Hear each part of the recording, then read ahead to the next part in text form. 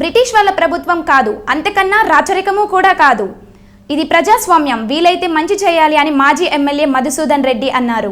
శ్రీకాళహస్తి పట్టణంలో వైఎస్ఆర్ వర్ధంతి వేడుకల్లో మాజీ ఎమ్మెల్యే బియ్యపు మధుసూదన్ రెడ్డి పాల్గొన్నారు.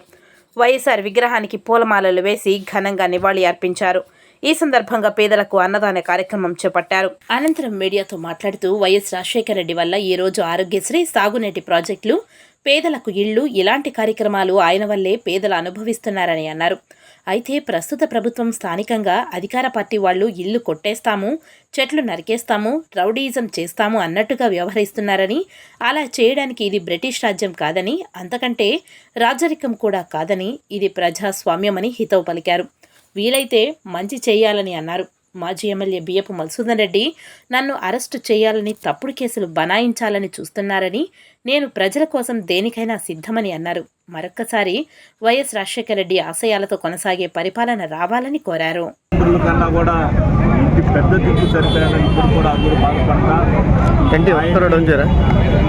పక్కన ఫోటో పక్కన పెట్టుకుని ఆయన దేవుళ్ళంటే దేశంలో ఇటువంటి నాయకులు మరలా